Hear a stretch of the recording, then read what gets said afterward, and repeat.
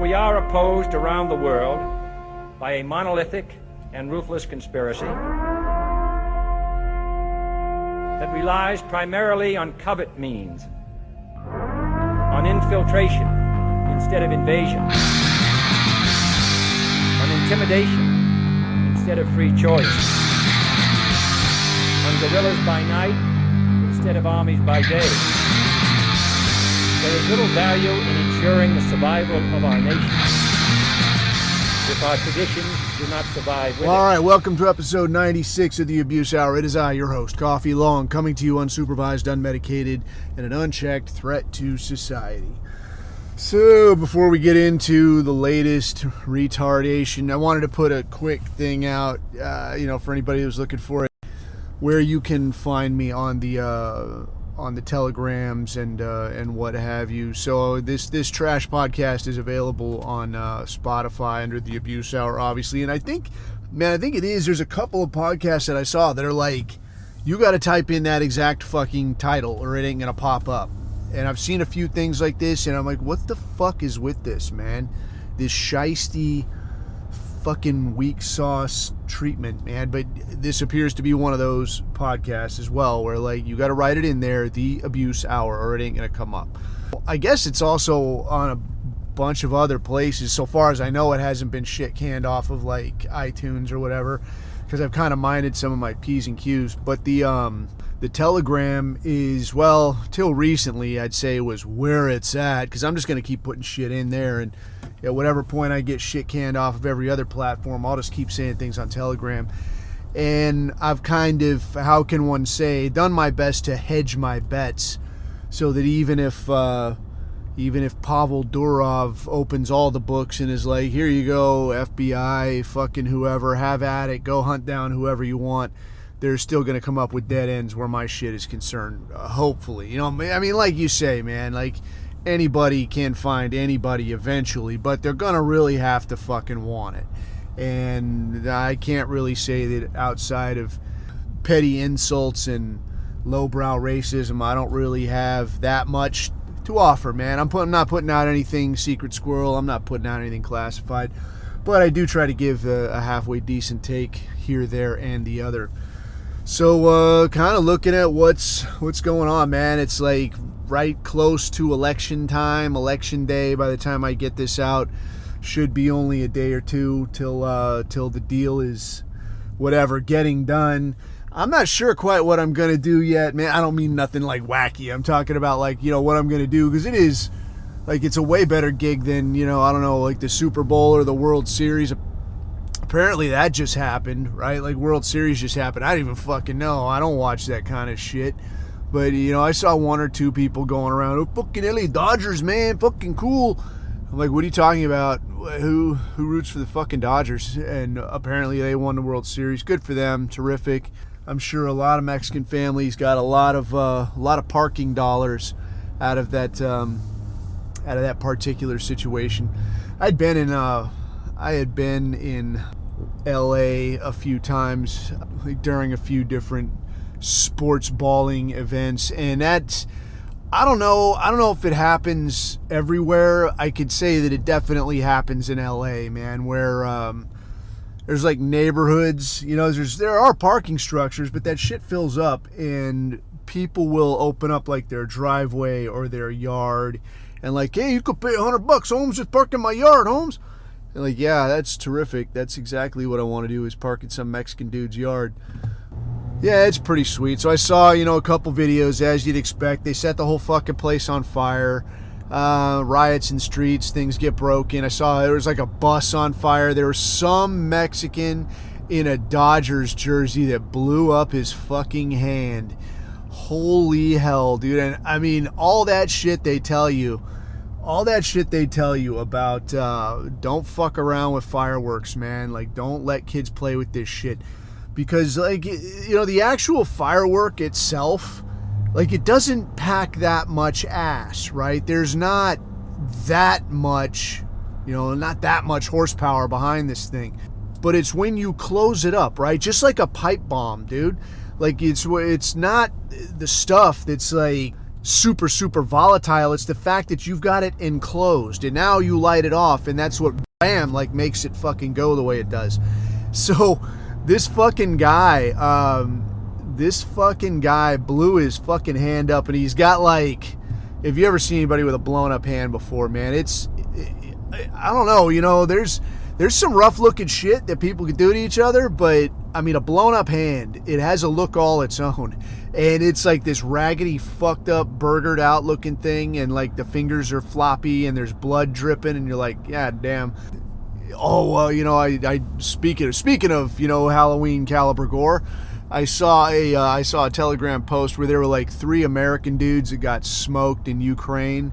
3 one former Marine, 1 former Army guy, and then they're like, and 1 former somebody, we're guessing by his tattoos and his gear that he was American, but we can't tell who it was because his head is gone. Like, it's like chunks of hamburger over there, some raspberry jam over there. It's a done deal.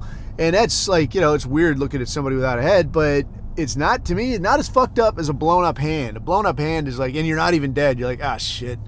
Like, you're getting a hook, dude. You're getting a hook. So, yeah, it was pretty wild, dude. Right there in downtown LA. Good times. Enjoy yourself.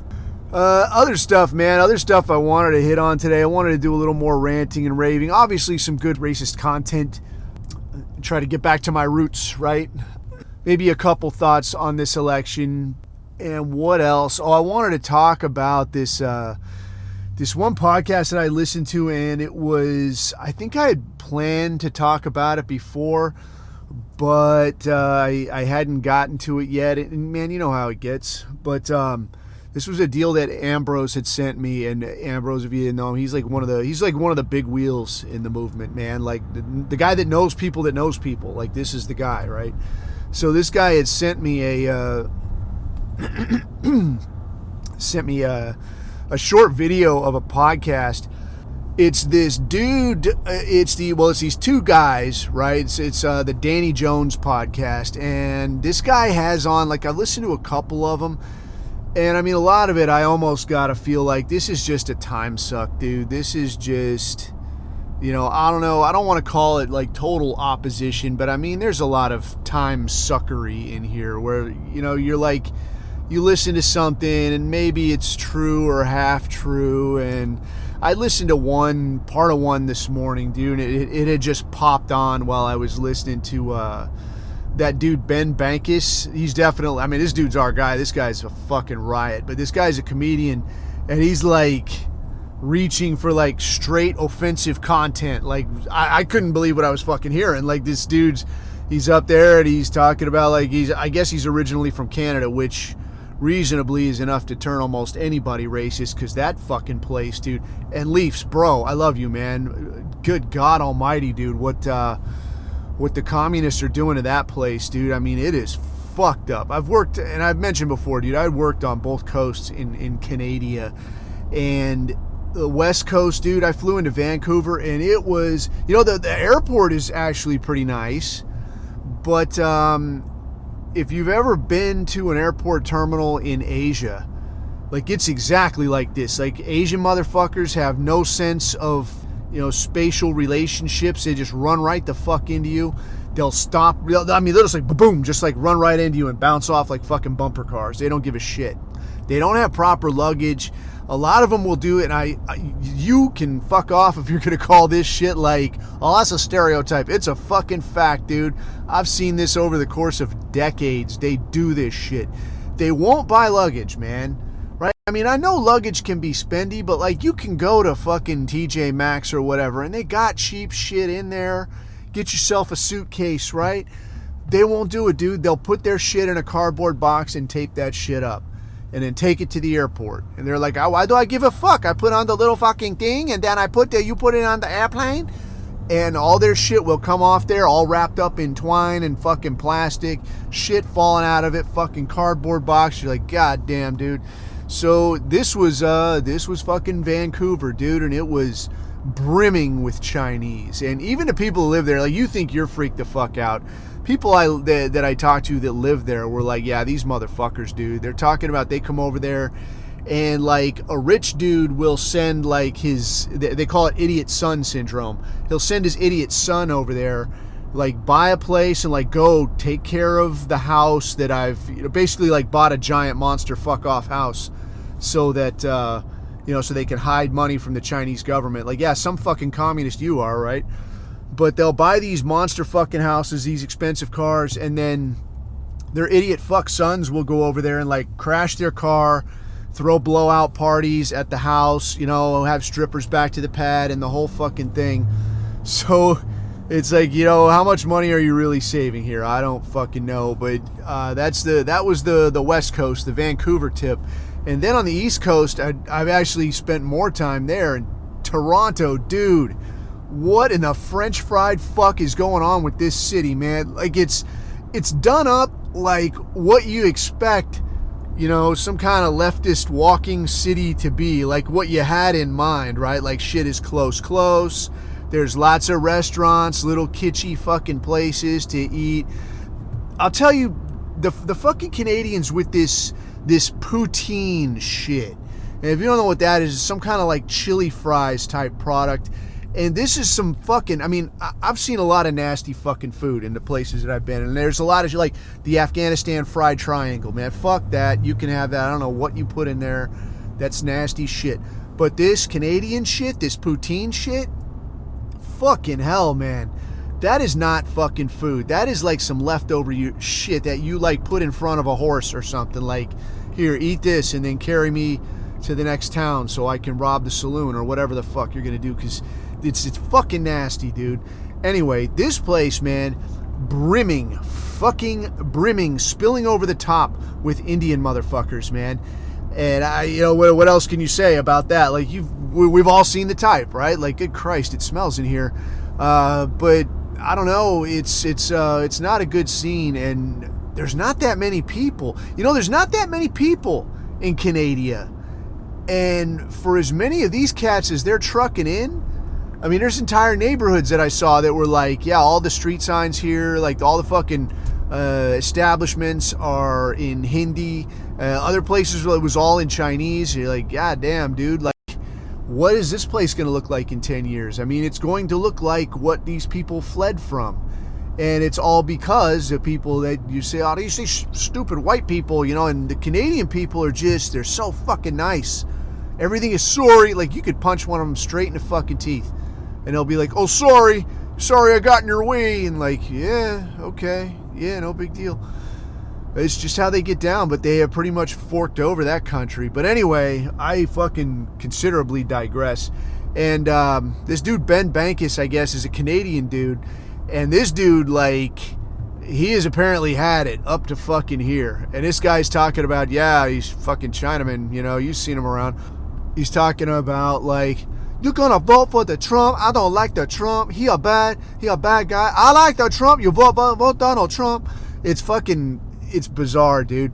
But he says this shit, and like the first time I saw a video of it, I was like, oh man, this guy's gonna get fucking canceled like yesterday. But like the people in the room are laughing their fucking asses off. And what's crazy is like people will go to this dude's shows, I guess, and I don't really know so much about how comedy clubs and shit work. That's not really my scene. I don't really know so much about how that shit works, but apparently the way that this works, like from the one time that I've been to one, was like a lot of like small scale motherfuckers show up, like, I don't know, like amateur strippers or something, and they come out and they test their wares, and they try to get a laugh and this kind of shit. And sometimes they're funny, sometimes they're not. They get a few minutes, and then it's like the bigger name person, like the main draw, right? Like the main card, the fucking fight of the night kind of thing. Then that guy goes up there and he does his thing, or chick, if that's even possible.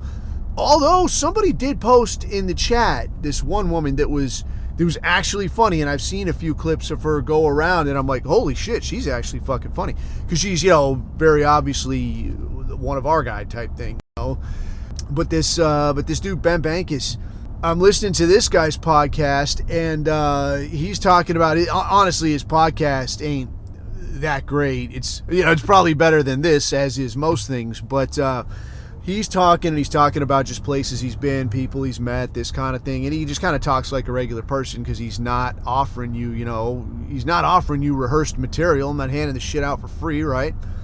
But he's talking, and it's only an hour long or so. So I'm like, yeah, I'll listen to this. This guy's pretty fucking funny. Listen to that, and then it pops over to this this Danny Jones podcast that I have been listening to. And I'll tell you, man, I honestly think that there is material just like the Hasbro, just like the Unit 8200 shit.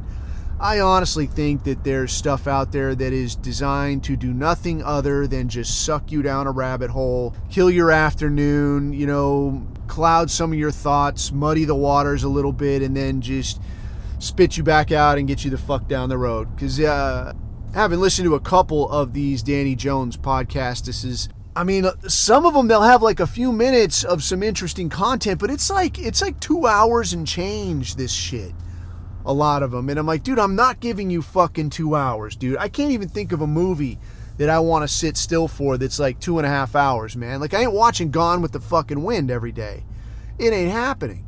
So I had this thing on, and I'd been kind of on the fence about what does this guy really have to offer, and then this thing that came on this morning, and I don't know if it was the most recent or most listened or whatever the fuck, but it just came on after this Ben Bankus thing, and he's talking to this dude that's like, this is a good old boy. Like, this guy is from out there, and he's talking about, I was going hunting with my dad, and he's an old fella, right? So this ain't like some guy that's just kind of just that way, just talks that way. We're like, this is exactly that guy. Like, this guy's got some miles on him. But this guy apparently, back in 2007, round about that time, he's talking about he was off hunting with a couple of his buddies, his pals, maybe his cousin or something, and Junior, his son. And what's crazy is he talks about like the places in the holler where he's out hunting, and this shit, but he's talking like where he's talking about. I'll go up around a bend up there, I'll buy that clearing that's up on the top there. They're like, I don't know any of these places, guy, but he's running on. And then he's talking about, he encountered aliens, and he saw aliens, and they all saw aliens, and I was like, maybe, fuck, I don't know. I ain't gonna say he's full of shit. I don't know that I need to hear about it for 2 hours. And in fairness, I haven't listened to the whole thing. Maybe the guy goes on later to say that, like, yeah, NASA came out and they tried to saw his head open and pull his brain out and made him sign a non-disclosure agreement of some time. I don't fucking know, dude. Because I didn't listen to the whole thing. But I listened to that much and I was like, fuck, dude, what am I sitting through over here? I was like, that's enough, man. I gotta get the fuck out of here. Go do something quasi-productive, like talk shit about stuff I can't do anything about. That's my cup of tea. So another one, what I was getting to eventually, who knows how long ago, Ambrose had sent me one of these Danny Jones podcasts, and it was like a little clip of it, and it's these two CIA jamokes. And one of them is an older dude, and I can't remember the guy's exact name. It's like John Kyriakis or something like that. It's like a Greek name. But he's talking about, his experience, and then they got this other guy on there, Andrew Bustamante. And it was, in all, I would say, the takeaway from it was like, fuck all, dude. It was basically like, there is, like George Carlin was saying, that fucking broke-ass comic from in the 70s. Like, it is a big club and you ain't in it, was the ultimate takeaway that I got. And what these guys were talking about was really, like, their experiences at CIA and how it might differ from other people's perception and what they think the role of it ought to be and this kind of thing. And what a lot of this centered around was the idea that this guy, John Kyriakis or whatever his name was, this guy was a whistleblower and had come out talking about some CIA programs. I want to say it was interrogation programs, some data collection programs, some shit that they shouldn't be fucking doing, long and short. Because if you look at any of this shit, historically, what it's supposed to do, what the CIA is designed to do, what I'll say was pitched as, what this is for, right, is that this is to keep stateside the homeland, safe against foreign threats. So the idea is these people get out there, they collect information, they pipe that information back through central nodes, and then somebody comes up with what you would call intelligence to say, this is what I know, this is what I assess. Right? That's what CIA is supposed to be doing. What this guy came out saying was like, yeah, man, they're doing a whole fuck of a lot more than that, man. They're looking at you, they're looking at who you talk to. It's not cool. They're bending people's arms ways they don't go to get intel out of them or to get information out of them. And, as much as try to keep in mind, right? Like, I'm not Mr. Sanctity of Human Life by any stretch, right? It is what it is. I mean, I'm okay with, sometimes people get bent the wrong direction. These things happen. I was kind of always fully accepting of the fact that could be me, right? Laying there as strawberry jam. But that's the price you pay, man. That's the money you put on the line, if you want to be in the game. So it sort of is what it is. But looking at this shit, dude, I look at it and I'm like, well, look, this ain't really cricket, dude. If you want to say this guy is an enemy of bunny ears, the state, just fucking put a bullet in him. Let that be the end of it. If you think the guy knows some shit you need to know, then bend the guy in half, man. Waterboard him, figure out whatever you need to figure out. Let's get down the fucking road. But this business of like, well, we're just going to fuck you around for the next 20 years. Like maybe you're somebody, maybe you're nobody. We don't know. Maybe we just hang on to you. Maybe we fuck you around sometimes. It's like, well, this ain't really cricket, dude. This is a very Hebrew way to do things, man. And that's the only way I could think of it, dude. This is not a white man's way to wage war right here. So this guy came out and had talked about it, and he got shit canned in a big fucking hurry, I guess, out of CIA. And this guy, at the time, apparently, this guy had moved up to not a super senior position, but this guy was, I can't remember what his exact position was, but this guy had moved up to a leadership position. Like, there are people that answered to him, right? And I want to say he was on, like, the counterterrorism side or some such thing. But this guy had proven himself, in a sense that, like, look, I'm a company man. I'm playing ball. I'm doing it how you like it done, right? And they were promoting this guy. So this guy had gotten promoted. And he went on, this guy, John, this whistleblower dude. This guy also had talked a little bit about his experience with Mossad. And, like, let me let the cat out of the bag right now. Like, neither of these fuckers were willing to, like, just straight point the finger at Mossad and be like, yeah, fuck these guys, right? They both come with this kind of fucking, we need them. They're just like us, they're, our greatest. So only this other guy, this Andrew Bustamante guy actually says, this is the only democracy in the region. Get the fuck out of here. But I'll come to his black ass here forthwith. Anyway, so this guy was talking, and he was talking about his experience in dealing with Mossad, and he had spent time in Israel, I guess, and he said, like, periodically, like, they would be very open about it. Like, you know that this is just sort of the way the game is played, that you're going to keep an eye on them, they're going to keep an eye on you. If you're in some other country, I mean, dude, I had it happen to me. I was in a country in Asia, and I got followed around, but you just kind of know they're going to watch what you're fucking doing. And if you get a chance, catch a little snapshot of them and, bring it back and, like, anybody know who the fuck this is? And, like, maybe it is who you thought it was. Maybe it's somebody totally fucking else. It's just the way the game is fucking played. All right. But he said, like, they would do this kind of ham-fisted thing where they would, like, try to fuck you around. Right. So, like, he's talking about him and his old lady go to some dinner, like some embassy dinner type shit that these people go to. They go to this thing, they come back to their house, and, like, everything is moved. Like, everything is conspicuously moved. Like, the furniture is all moved, shit is upside down, shit's fucked around, and it's like, okay, this wasn't like I just noticed something is out of place. This is like you came in here, you looked through shit, and then, like, deliberately put the couch on that side of the room. Like, yeah, look, see, motherfucker, like, I can come in here anytime I want, just so you know. And they said they would do shit like this. And then the last, it was like their going away dinner type thing, whatever.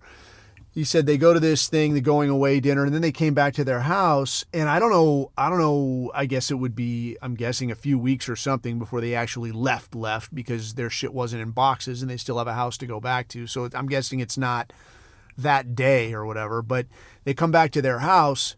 and these fuckers had gotten in and cut the tail off their cat and then wrapped up the tail. Oh, and then took a shit in every toilet in the house. So I'm like, what could be more Jewish than this shit? You know, like cut the tail off your cat, and I guess it like bandaged it up as like still like a fuck you. But did that shit, fucked up their cat, shit in all their toilets, and like that's just, I mean, you wouldn't even have to tell me at that point, like, oh yeah, Jews were here. You know, like I'm a fucking Indian dude with my ear to the train track or whatever, and like, what's going on?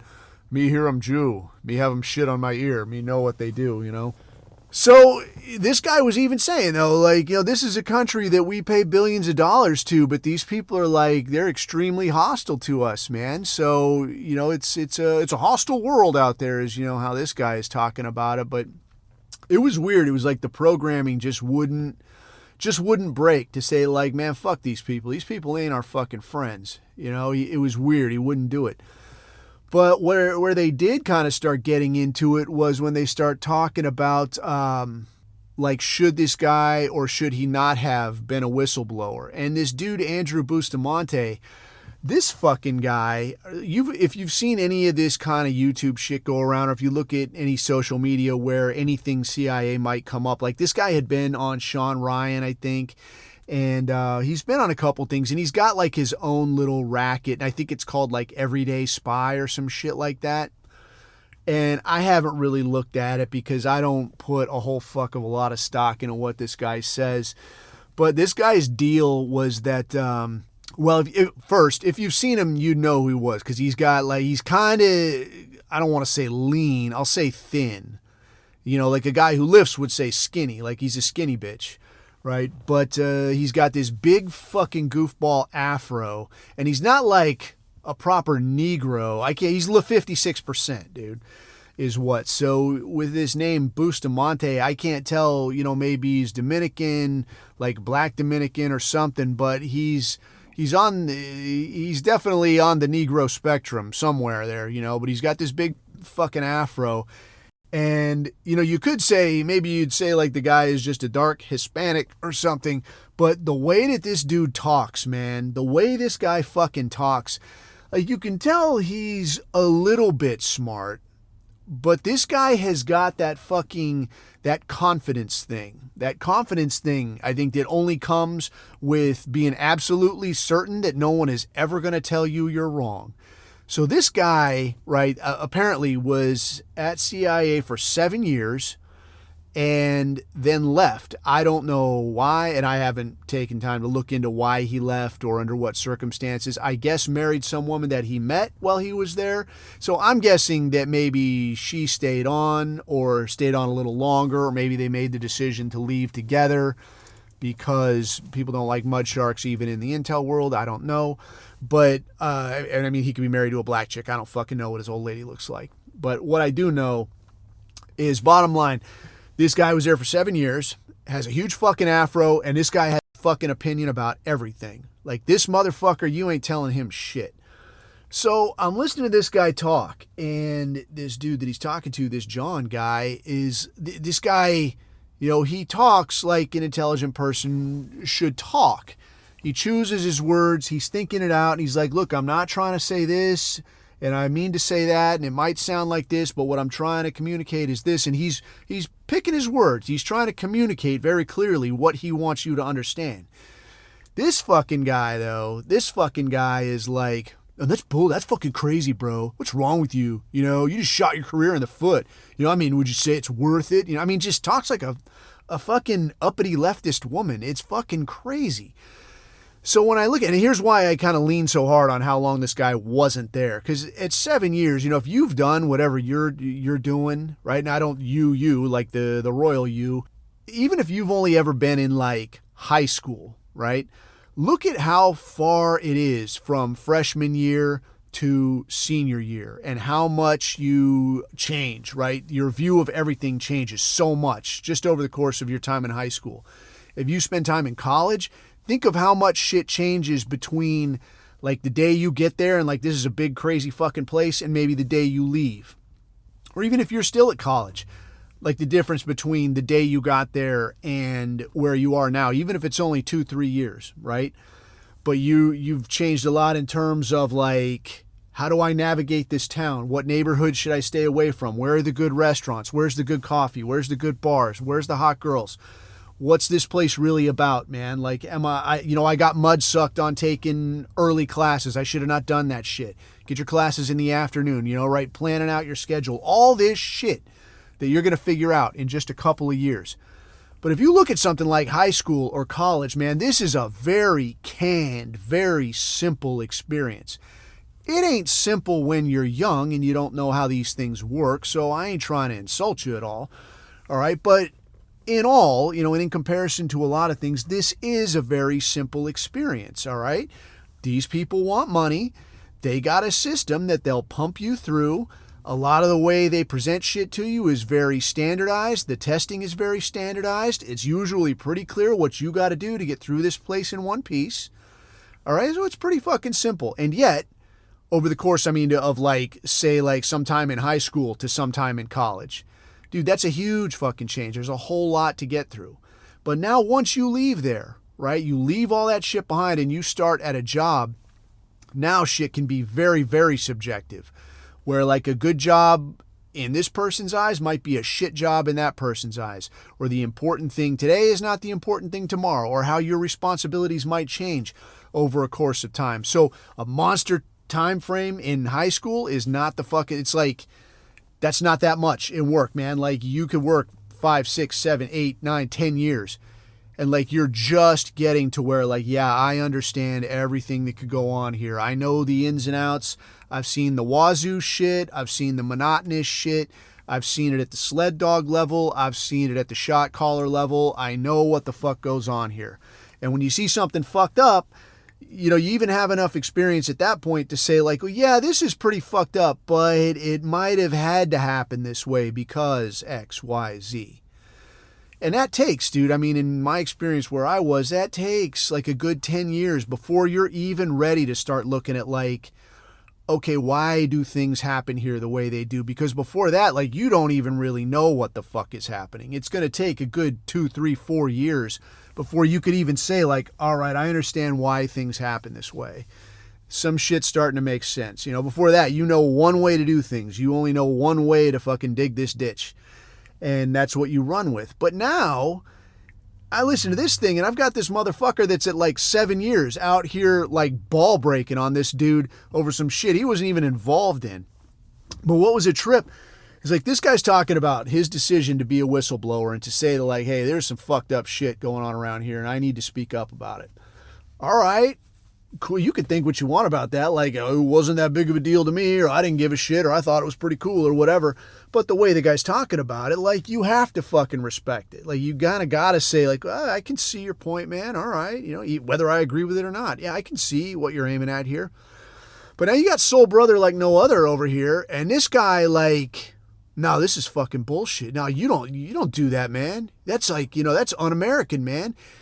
And this kind of talk, it really caught me. It really caught me off guard. I wouldn't expect, I don't know, maybe I would expect somebody, part of the big machine to talk like that. But I guess the way that it hit me was like, who the fuck are you, man? Like, one, you got 7 fucking years. So that's 7 years from like day one where you're like walking in there, still shitting college chow, talking about like, yeah, all right, I'm going to be a secret agent, man. You don't know what the fuck you're doing. You got no goddamn idea what's going on around here. And now 7 years later, you figure you've got enough experience to motherfuck this guy that made a decision based on something he felt. Not only that, the thing that really, really hit me was the way that this guy understands and or talks about America and or government. So for my money, and what I think most white people would say is that a government, the concept of government, the concept of an organized society is to make my life better, right? I'm going to subscribe to this thing because the alternative to this would be way shittier for me, right? So, if it's me and my family, or maybe it's just me and my tribe, or me and like 2 or 3 tribes, a little, fake me out city-state kind of a thing, living out here in the woods somewhere, or even, frontier times, we got a town carved out of the desert or some kind of shit. right? That's not, I mean, it's going to be organized. It's going to be workable living. You can stay alive. You're going to have some specialized work. That guy over there that's good at catching fish or hunting deer or whatever, he's going to handle that. And the other guy over there is going to handle, digging post holes or whatever. Everybody's going to have their thing and we're all going to work together. It's going to organize a little bit. That's going to be great, right? The system we have now, conceptually, should offer an even greater benefit, right? We should be getting benefits where I can get stuff from China if that's what I want. I've got paved roads. I've got a place to get my car serviced. I've got all this shit because of the kind of society that we live in. It's organized even further past what we would have otherwise had, right? So if I look at that and I go, this is better than what I would have had, then I could say, yeah, I support this. This is fucking great. But when it starts becoming a ball break, when I'm living and working for no point other than to support a society that actually says, the prevailing message is, we're here to serve everybody except you. I don't fucking like you. In fact, I would much prefer it if I could just kill you and put somebody else here in your place. I mean, for the straight white male, that is exactly where we are. All right, you're kicking down a huge chunk of your money. You fucking work. Every dollar you earn, your employer has to kick down to that government. Every dollar I take home in my pocket, the government's going to take a piece out of it. Every time I spend it, I'm going to, part of whatever dollar I spend is going to go not to that merchant, but to some fucking government somewhere. And depending on what I buy, I might have to go pay taxes on the thing I bought. So I'm paying for permission to use something that I have to pay taxes just to own, that I already paid taxes on when I bought it, with money that I had already paid taxes on. So it just goes around and around and around. And then at the end of the day, what benefit do I really get? The only benefit I get is like hoping and praying and begging that they'll slow the clock down a little on bringing in who the fuck ever, man, Haitians or Guatemalans or Somalians or who the fuck everians to replace me or to murder my kids or to like whoever came behind me, or to buy out my company and replace it with fucking Uber or whatever, right? So that's where you're at. That is the nuts and bolts of the situation. And to me, an America should be a place where you could look at this and say, yeah, this doesn't fucking work, dude. This is fucked up. Like, this doesn't represent me. This doesn't do shit for me. It doesn't make my life better. It makes my life a whole fuck of a lot harder. And apparently I ain't the only one that thinks that way, man. I mean, this John guy that's talking about doing this whistleblower thing, he's like, no, man, these are people's rights, dude. That's what the country's founded on. It's supposed to serve the people. But this guy, Soul Brother Secret Agent is talking about like, no, man, no. The government comes first, dude. That's what America's about. The government is there. People come and go, but it's the government. That's what matters. That's what you have to rally around. So in this guy's mind, what you're hearing is that the government is a reason to be unto itself, right? It doesn't need to say, I service you, or I'm here to make your life better, or this is how we organize a society. We'll set the rules that make sense out here. And if it doesn't do that, then fuck it, get rid of it. No, this guy's saying, no, it's its own reason to be. And you're the one that has to comply. You're the one that has to bend to the will of this entity, otherwise you're the problem. And what's fucking wild to me is a couple things. Is first that this really, to me, demonstrates that kind of difference in the way we perceive things between us, white people, and anything from the 56% to Johnny Somali fresh off the boat yesterday, the pitch black Haitian. It demonstrates that difference, that like what I say is freedom and what that guy thinks is freedom are two very fucking different things. I guess in the interest of being totally fair, I won't even say that one is absolutely right or absolutely wrong. And I'll tell you why. Because if you take one of these Haitians, one of these cat-eating motherfuckers, and you give this guy total freedom, you're like, hey, you're on your own, man. Totally fucking free. Well, can somebody help me? No, dude, we're not helping you. You are free. There's not going to be. You don't got to fucking sign up for something. You're not dependent on me. All right, nobody's paying into some kind of a system that's going to hand you free shit. Nobody's going to put a free roof over your head. You are fucking free. Because, I mean, free to do what you want also means free to die in a ditch. You're not my fucking problem. If that's what freedom becomes for that guy, he is fucked. All right? He may not know much, but I think he knows that. Because, I mean, how many times have we seen that? Somebody got to do something about these kids. Somebody got to help me with these kids. Motherfucker, you should have helped yourself. Keep your fucking feet and knees together. All right? And you don't have this problem. So now you look at this guy. This guy has this very third world perception of like what is freedom, what is right, what is wrong. And to him, he needs a big brother. He needs daddy on some level, because he might be, smart for the 56%. But I'm willing to bet, left to his devices, this motherfucker probably has somebody reminding him like, hey, dickhead, you got to fucking, pay your taxes. Hey, dickhead, you need to go fucking do X, Y, and Z. Otherwise, he ain't going to fucking do it. I mean, that's if I'm making bets, that's where I'm putting my money. Like, and these cats get dressed up like they get presented to you like, here's a motherfucker with an afro and he is squared the fuck away. And that is really the novelty act. I mean, you see it in every fucking movie ever. This is how they present to you. They're like, look, lives in the ghetto because that's his people's, man, and that's what he likes. He loves spray paint art and he loves fried chicken and this kind of shit. But inside, he's a fucking physicist, and man, he knows a thing or two, and he's also a world-class fighter, and he knows everybody everywhere, and he's just smooth, cool, and up and coming. And then you see the shit in real life, and you're like, oh yeah, not so much, not so fucking much. I think I don't know, maybe if I get a minute, I'll look more into this guy. But the other half of this thing, though, that really blew me away, I guess, and it's something that we've seen and we're all familiar with, is the absolute confidence of the diversity hire. Because nobody is ever going to tell this person they're wrong, especially in something super subjective, like you're having a political discussion or you're talking any kind of tactics or any kind of an opinion on anything. This fucking guy will be able to walk out there and declare absolutely, without a doubt, the sky is fucking green. You don't know what you're talking about. I don't know how you're going to argue me. Are you going to argue my experience? He'll be able to walk out there and say that shit with a straight fucking face every day of the week.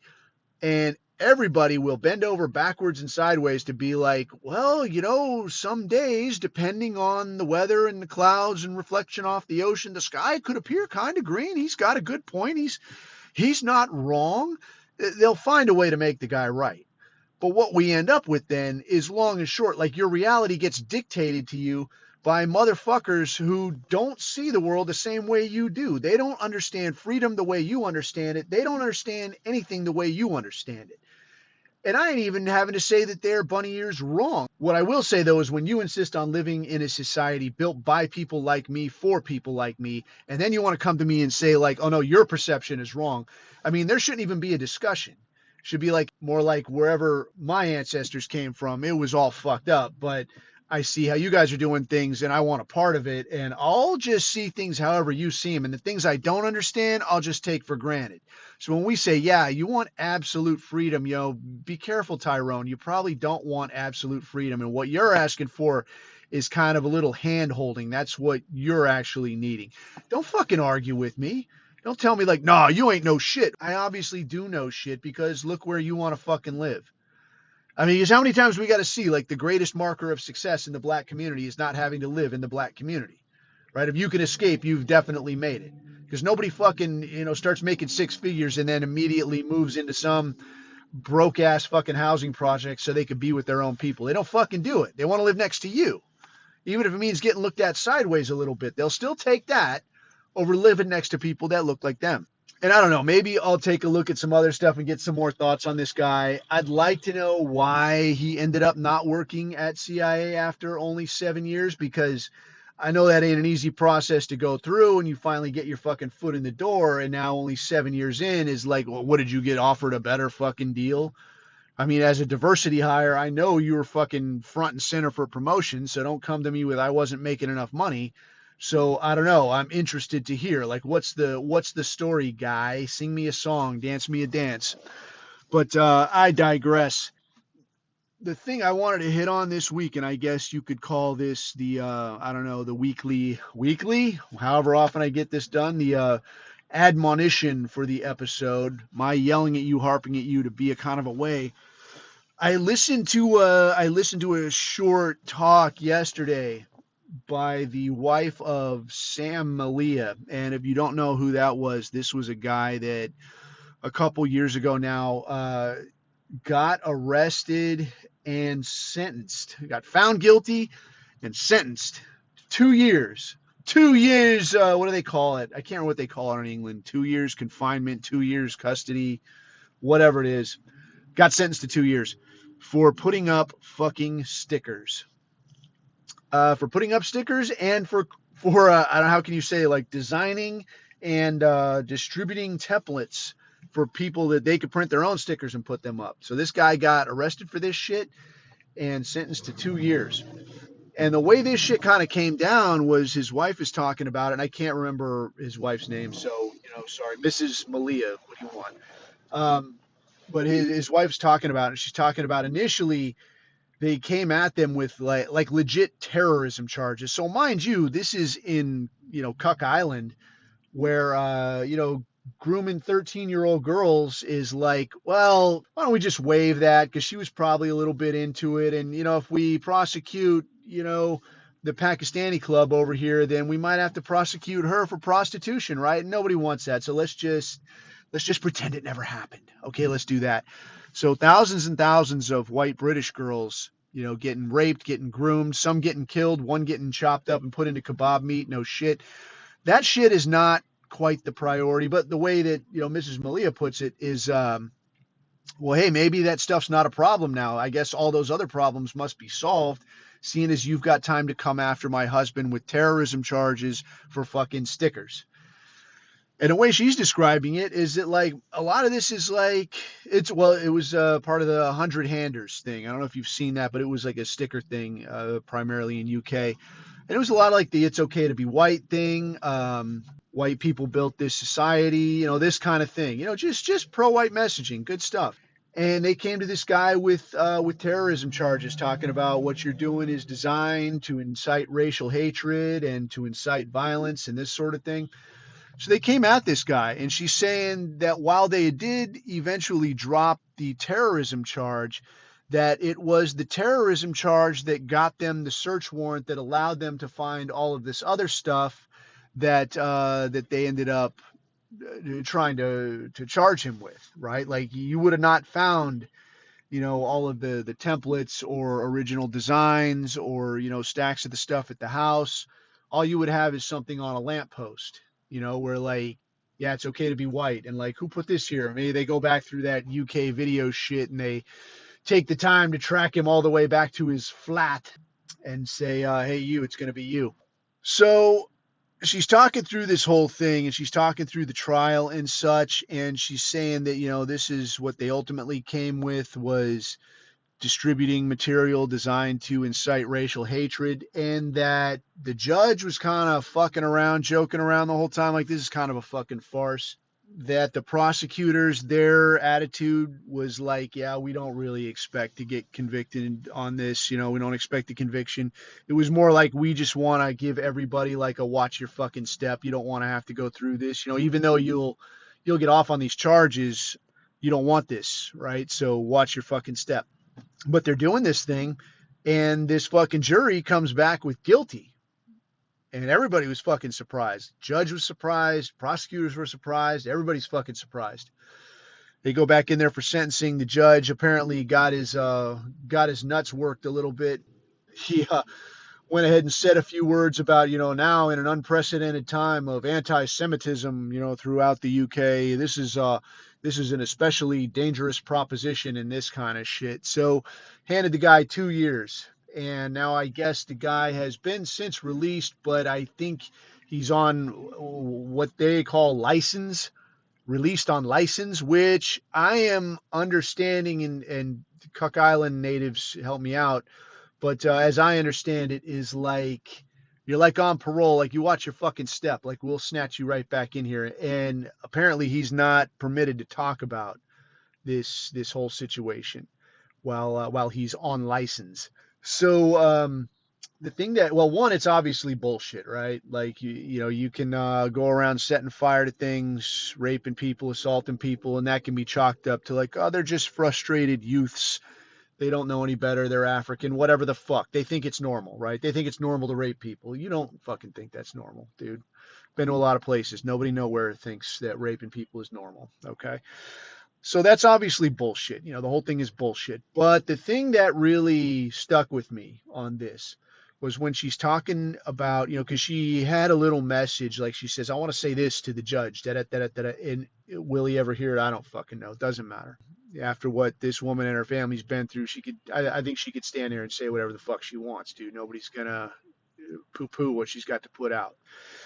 But you know, she had some things to say to the judge. She had some things to say to the prosecutors. She had some things to say to fellow white nationalists about, hey man, keep pushing, dude. People are seeing this shit. That you know, one of the things was that all the social media messaging, you know, she was like, I was afraid to look. I didn't want to look. I was so down. I didn't want to see what people were saying on social media. I just couldn't take it for a little while. And she's saying after a couple of weeks, she finally opened up, you know, like a Facebook or Twitter or whatever, and looked at what are people saying, and it was like blanket of like, what the fuck? Like, this ain't right. This guy should not be getting locked up for that. Like, just a lot of support, like way more support than she expected. So, where you look at the way that things are, you know, on Cuck Island, and you'd think that, man, it's like the whole world is against this. And the way she put it, like, are we even worth saving? You know, because nobody else gives a fuck. Like, why am I even trying? You assholes aren't even trying. What, you know, why don't we just move to the country and we'll just do our thing? You know, but then she says, like, the messages that I got and the talk that I was seeing, it was really inspiring that people do give a fuck. You know, there are a lot of people out there that give a shit. And then she came to the jury. And what does she want to say to the jury? And this was what really kind of hit me, was that, like she said, like, long and short, like, I just want to tell you that you're cowards. This is what everybody thinks. This is what everybody believes. You know what's going on in this country, and still, just because you're being looked at a little bit, you voted this way. You voted to convict my husband, send him inside for 2 years over fucking stickers. You're fucking cowards. That really hit me, man, because I had heard this kind of an idea before. You know, it reminded me of something I had heard before, and that was back when the COVID thing was going on, and it was this Dr. Peter McCullough guy, and he's talking about the findings that he had and some of the stuff that people were noticing and all this thing, you know, about the vaccine and this kind of shit, and how this shit should not have been getting wheeled out, you know. So he's talking about that, and then he's talking about doctors, and he says, you know, doctors, they're smart people, but they're not necessarily brave people. And I hadn't thought of it that way before. I mean, you know, some people just aren't brave. They just don't have any fucking balls. And to be completely honest with you, I think for a long time doing the job that I did, I think that I thought that maybe I was a lot braver than I was, you know, because doing the shit that I was doing, like, yeah, there was a lot of times I was like outside the wire, sometimes just like one other guy, and driving around in a thin skinned vehicle, driving around dressed like a local, sneaking around, whatever the fuck. And like, yeah, I'm fucking brave. These people will kill me if they catch me. But at the end of the fucking day, dude, I got a big fuck off gun and I got a radio I can call back, and the whole world is going to come down on anybody with a pop gun that comes up and wants to start shit. If I'm being completely honest, how fucking brave is that? Not that fucking brave, dude. That ain't that fucking brave. Is it kind of cool? Yeah. Is it kind of fun? Yeah. Is it kind of thrilling? Yeah, sure. But is it fucking brave? I don't think it is, man. I don't really think it is. Because I've also been on the other side of this thing where, like, all right, you take a few steps in this direction, you say a few things in this direction, and now you're on the other end of that thing where, like, the entire apparatus of the state might be willing to come to your door and say, hey, we just wanted to talk to you real quick about a fucking post, a fucking podcast, something you said in public, something you said to this person, or a certain impression that you gave during XYZ event. We just want to talk to you a little, which means that you're under the fucking microscope now, and we're looking for a reason to lock your ass up. Now, what are you willing to do? Because it ain't about fucking gunslinging or calling for help or any of this shit. All right. And I honestly think that there's a time when, especially coming from where I came from, that like you come from that world and you step into this world and you get this feeling that like, fuck me, dude. Like you get this feeling that you didn't have before. Like going to meet up with dudes, going to do anything, putting out a fucking podcast, hanging a sticker, whatever the fuck. All right. You get this feeling you didn't have before. Like you're very much fucking alone. And I think that feeling can be mistaken for I'm wrong. Right? Because before, like, you have the whole world telling you you're right. You have the whole world back here flying fucking flags. Oh, support the troops. Thank you for your fucking service, which quite honestly equates to pretty much fuck you. A lot of people, they say it and mean it. They don't know any better, and they're trying to be cool to you. Coming from, like, the government, that means fuck you, stupid. So, when you have that back here and now you step into this other life where it's like, hey, man, not a lot of people support you, and the people that do support you ain't going to fucking say so. Now, can you keep doing what you're doing? Can you keep saying what you're saying? Can you put your big fucking balls on and be the guy that makes a difference, even if it's a teeny tiny fucking difference? So when I think of like these jury people in this Sam Malia situation, I think we got to ask ourselves, each of us has to ask ourselves, what would I fucking do? Would I see, like with the Derek Chauvin, the same fucking thing. Would I see what I see in the news? Would I see riots? Would I see buildings burning, cities burning, all this crazy shit, and then still walk in there and look at this thing and go, yeah, this seems like bullshit to me, and do what is quite honestly the right thing, even if it's not the easy thing? Do you have those fucking balls? So I've heard some people in this movement talk about like, man, if you're not fucking out there at the forefront, pounding the pavement, sticking your fucking finger in some politician's face, putting your name out there, doing this shit and walking tall, then fuck you, you're not actually contributing. Again, I want to take an absolute opposite position on that. That it don't always take much, man. Sometimes like with this woman, Mrs. Malia, sometimes all it takes is a little comment. Hey, man, I'm sorry about what happened. This sucks. It's bullshit. Even if you're just propping up somebody who is willing to step out there and wave their finger at somebody's face. Even if you're just giving a little bit of support. Even if you're just willing to say the small thing to somebody that's kind of on the fence or forming an opinion about tiny hat influence in whatever government you happen to live under. Even if you're just willing to do that teeny tiny thing. If you can put your big balls on for just a second and press down that feeling that says, man, I might be hanging out a little bit. I might be a little bit wrong on this. I'm taking a little bit of a risk. Man, just saying something should never give you the feeling that like I might face consequences for this. Because I mean, if freedom of speech is nothing else, then what the fuck is it? It's freedom from fucking consequences. Like, yeah, you could do this, but you're going to get punched in the mouth, right? It's like saying, am I free not to pay taxes then? No, you got to pay taxes. Why? Because they'll lock you up if you don't.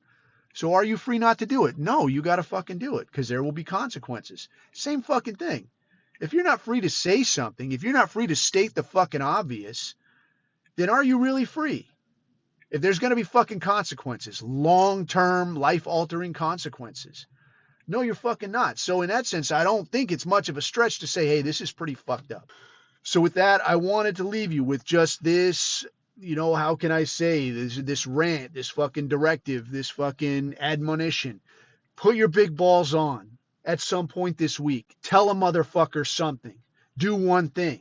If it's hang a sticker, post a post, make a comment, say something somewhere. Put your big balls on and make just a little tiny bit of a difference because the time is fucking coming. And speaking of that, man, with big balls, with the need for big balls in the immediate future, I still have no idea what to make of this election situation, man. I'm seeing all kinds of weird-ass wazoo stories of like, look, hi, I'm from Haiti, and I'm voting in 12 different places. And then I'm seeing like, yeah, here's a voting machine in Kentucky that like you click Donald Trump and it's going to shift it to Gorilla Harris.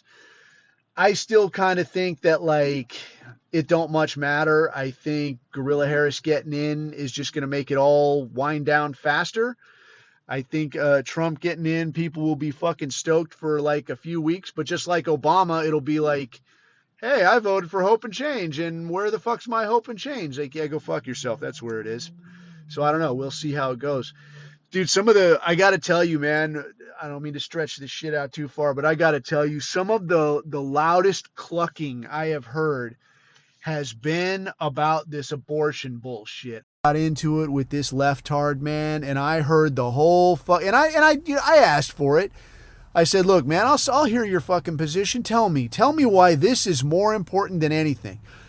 Because there's honestly not a way you're going to sit and convince me that like a Guerrilla Harris sitting across from a Xi Jinping or a Vladimir Putin or fucking anybody, right? Anybody outside of President Duterte from the Philippines, like this woman cannot hold her own, dude. She's going to get fucking worked. She's going to get taken advantage of. She's going to be outsmarted at every turn. So tell me why all of those downsides take a back seat to abortion. Go ahead and explain it. So I hear the whole fucking to-do, man, and I hear the whole fucking story about, I heard a bunch of stories, honestly. I heard about, women are dying. I heard about Trump's going to outlaw it in every state. I heard about all this shit, dude. I heard about all of it. I said, send me material, dude. Send me articles. Send me something I can hang my hat on. Not because I'm going to vote for it, but I like to be informed, man. I don't, exclusively go for an echo chamber every time. I want to be at least a little bit informed. So I sit and I wait, and I finally get some material. So I'm getting like, one thing I got was this Project 2025 shit, 920 pages or some shit. And I'm like, look, first, I'm not reading all this. All right. This is like the fucking lefty wall text. I ain't reading this shit. Second, this isn't a government document. This is from some fucking, honestly, Hebrew-owned institution, the Heritage Foundation. These people probably don't have my interest in mind. They have what is disguised as my interest in mind. And I'm not looking through this, dude. So, and quite honestly, Donald Trump has said himself, like, I haven't read this. I'm not looking through this. I don't plan to adhere to whatever is in these 930 pages, so far as I know. But this was the argument that like Trump's going to institute a fascist state. And I'm like, dude, I fucking wish, right? Like, institute something that makes some fucking sense. That's your fucking argument for, well, Trump's going to outlaw abortion. And my take on it is, well, okay, hold on. If the federal government's position just 2 years ago was, hey, abortion is not our issue, it's a state issue, we're not putting our hands on it, then how do you see it happening where now suddenly the federal government steps in again and says, okay, no, actually it's outlawed now. It was okay before, then we're not going to do anything with it, but now according to you, they're going to step back in and say, no, it's completely banned. Nobody can have it. Does that make any fucking sense? I don't think it does. At this point, nothing would really surprise me, but I don't see a pathway from here to there. That's like, nobody's saying they're going to do that. No one's suggesting that could happen. All you're doing is just, I'm afraid this might happen. Okay, well, you being afraid isn't a reason to vote for anything. Then I look at a whole gaggle of articles about these women died. They died. And here was a rape victim that was forced to carry a child because a 13-year-old rape victim that was forced to carry this rape baby offspring, whatever. So all right, let me read it, dude. So I'm reading this shit and I'm trying to be moved. I'm trying to see your perspective here. But the first thing I see, I'm like, if this is your strongest argument, this is shit, because hear this out. So in one instance, there's a woman that was going to have an abortion in Georgia, had it scheduled, and then she got stuck in traffic. There was a traffic jam. I'm like, okay, this story is fucked up. This is bullshit. These are lies. Okay, but go ahead and continue. There was a traffic jam, and she couldn't make to her appointment.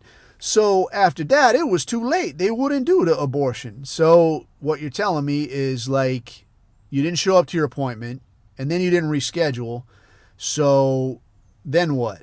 Okay, well, then she ordered some shit from overseas, some kind of medical, whatever, fucking liquid baby killer, fucking drink this shit and have an abortion type thing. So she does this, and then it medically fucks her up, and then she doesn't go to the doctor for God knows how long because she thought she was in violation of the law. You understand? But apparently the law doesn't say anything like that. Basically a woman can't be prosecuted for an abortion. The doctor can be prosecuted for an illegal abortion. The woman can't. But she didn't know. You see, that's the thing. Okay, well, again, her not knowing, or her not showing up to this, that, or the other appointment, or her taking some drug she got from overseas, none of that is my fucking problem. None of that runs contrary to anything that is in place legally right now. They got this other one where, what was it? Some woman had tried to, like a do-it-yourself thing because she was scared, you understand? So, like, again, some woman got a hold of a coat hanger and was like, I don't want to go to jail. So gets a hold of a coat hanger, tries some do-it-yourself type deal, and I don't know that it was a coat hanger. I don't know what the fuck it was. But according to the article, attempted to resolve the issue on her own. Is like the colorful ways they put this shit, right? And fucked herself up, finally got to the doctor, and then she died. The other one was the 13-year-old girl who was raped, and I don't know, didn't tell anybody. Okay, it's a child. You didn't say anything. That's a fuck up. Then they went to the doctor, and the doctor says, yeah, sad news, friend, you're pregnant. But the doctor, and they have a picture of the doctor, again, soul brother like no other, the doctor didn't know, and this was also in like Atlanta or something. And the doctor didn't know, what the law was, and they didn't want to err, they want to err on the side of caution, so I have to obey the law. But the doctor, didn't recommend an abortion for this 13-year-old rape victim, so this kid ends up having a kid. It takes a while to beat around the fucking bush and finally explain in the article that, like, no, she's underage and a rape victim, and there's a police report filed. No, this qualifies for an abortion. So again, the law doesn't need to be changed. The law is there. And I said, okay, so you're saying I should vote for this person because these massive legal changes need to take place. You're talking about constitutional level shit where within a couple years, you're going to want the Supreme Court of the United States to reverse its decision. Why don't we just talk about something like, hey, maybe there needs to be better education for colored doctors who don't know what the fuck they're doing? How about better education for hood rats and ghetto pigeons so that they understand if you take some wazoo shit you got from China, you're going to probably kill yourself along with whatever spawn you've got going here. All right, why not start with that? I don't see any discussion on that. All I see is discussion on like, hey, we should just change the Constitution because women. All right, I'm not good with that. Can't say I'm good with that. That said, though, dude, for my money, it only stands to get interesting from here, man. If the Trump thing gets in, then, it's going to be all Jews all the time. And if Guerrilla Harris gets in, then, you know how they project, like, oh, if this happens, then they're going to come after you and they're going to do this and that and the other to you. And, okay, well, usually when it's projecting, man, and you're talking about we're going to round people up, you're going to do this, that's actually what they're going to do. So now, I don't know, man, maybe keep one foot in the stirrup. Either way, though, the sucky thing is that, like, both of these clowns are looking squarely at us like, that's like the one thing everybody agrees on. Yeah, straight white men, fuck them, right? So either way, times should get at least marginally interesting coming down the road. So with that, not to say it's all black-pilled. Who knows? Shit could at least be interesting. At least it'll be a few laughs. We'll see. We'll see how it goes, man. Eve of destruction. Try it on. But until next time, dude, you know where you can find this shit. Share it with somebody else. Keep your big balls on. Keep your eyes on the horizon. Keep your neck out of the noose. I have been Coffee, and these are my takes.